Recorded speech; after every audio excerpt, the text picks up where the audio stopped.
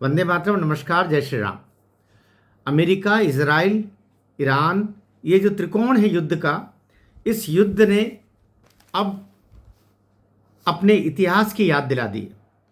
Iran जिस तरीके की जिद कर रहा है, ईरान जिस तरीके का अपना जो वैश्विक रूप से बात को न मानना और परमाणु अस्त्र प्राप्त करने के लिए आगे बढ़ना, साथ ही अपने पड़ोस के देशों के साथ में शत्रुतापूर्ण व्यवहार करना, चाहे वे इस्लामिक देश ही क्यों न हो, उन पर भी मिसाइलें दाग देना, और पास में जो यहूदी देश है इजराइल, उसकी बर्बादी के सपने देखना, और इन सब के लिए परमाणु शक्ति संपन्न बनना, ये जिद जापान की याद दिला रही है। जापान जो टेक्नोलॉजी में आज दुनिया का श्रेष्ठतम देशों में से एक है, कोई दो मत नहीं। लेकिन जापान हिरोशिमा और नागासाकी पर बम गिराने से पहले ऐसा नहीं था। लगभग जापान का 50 साल का उसके पहले का इतिहास तो हम देख ही सकते हैं। ये इतिहास पहले थोड़ा सा आप देख लीजिए, थोड़ा सा इतिहास देख लीजिएगा। ये देश जापान, फिर हम ईरान की बात कर रहे हैं। ईरान जो भी मान नहीं रहा है, ईरान जो किसी कीमत रुकने का नाम नहीं ले रहा है, ठीक जापान भी उसी समय रुकने का नाम नहीं ले रहा था। क्या कर रहा था जापान? जापान उस समय उसने एक के बाद एक कई देशों पर आक्रमण किए। 1910 पर कोरिया पर कब्जा कर लिया उसने। इधर जापान के द्वारा अनगिनत देश थे जिनके ऊपर वो निरंतर कब्जा करता रहा। फिलीपींस पर उसने 1941 में हमला किया और कब्जा कर लिया। ताइवान पर 1895 में ही, मतलब मैं कह रहा हूँ 50 साल से। इस तरह इसने मलेशिया, सिंगापुर, थाईलैंड 1941, इंडोनेशिया 1942, 1940 में इंडो चाइना, कंबोडिया 1941, एक कई सारे देश। और ये जिस तरीके से विस्तारवादी नीति, जापान की विस्तारवादी नीति, अभी जो जापान सहमा सहमा सा दिखता है ना, ये 1945 में अगस्त में उस पर जो नागासाकी और हिरोशिमा पर बम गिरा, उसके बाद में ये लाइन पर आया। उससे पहले तो इसने 50-60 सालों तक दुनिया का जीना हराम करके रखा था, सबको कब्जे में कर दिया। आक्रमण करना, कब्जे में करना, आक्रमण करना, कब्जे में करना, जिस तरीके से अभी ईरान कर रहा है। उसके बाद में इसने दक्षिण पूर्व, अभी ये एक देश था, उस पर जाने के बाद में फिर मामला रुक गया। उसका जो देश था वो था पर्ल हार्बर हवाई क्षेत्र। उस पर आक्रमण किया तो अमेरिका का हित वहाँ से प्रभावित हुआ। ये द्वितीय विश्व युद्ध का काल चल रहा था। 1939 से 1945 के बीच द्वितीय विश्व युद्ध हुआ 1939 से।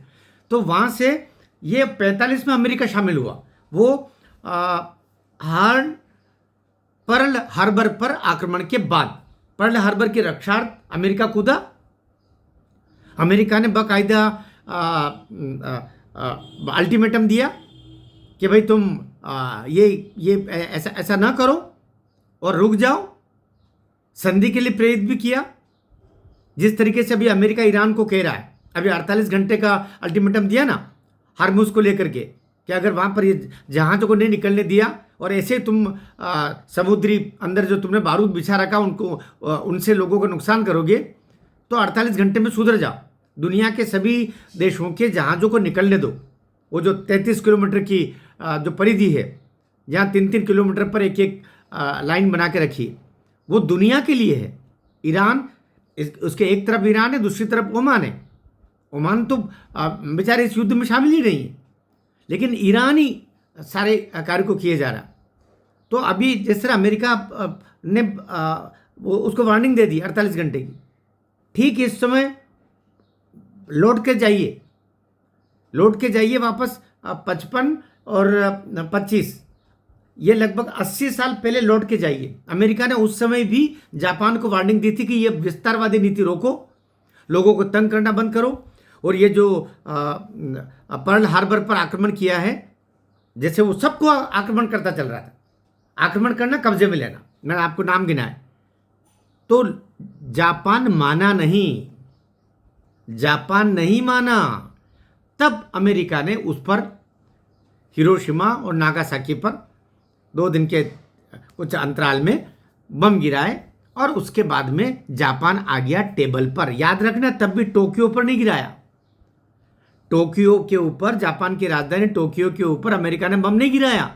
बहुत ज्यादा नुकसान होता, तब भी लाखों लोग उसमें मारे गए। तब फिर ये जापान मजबूर हुआ और वो फिर उसके बाद में 15 अगस्त 1945 को जापान ने एक तरफा अपना समर्पण कर दिया और फिर समर्पण पर कागज 2 सितंबर 1945 को टोक्यो ने यूएसए का जो मिसौरी जो उसका जहाज है उस पर बैठ करके और फिर उसने उस पर समर्पण के साइन किए। ईरान उसी रास्ते पर जा रहा है, मैं जो कहना चाह रहा हूँ, ईरान उसी तरफ से जा रहा है। अगर ये स्थिति रही तो अब या तो, क्योंकि आज उसने जिस तरीके से इजराइल के आवासीय क्षेत्र पर, इजराइल के बीच में मिसाइल गिरा दी, इजराइल भी कर रहा, वो करेगा, क्यों नहीं करेगा।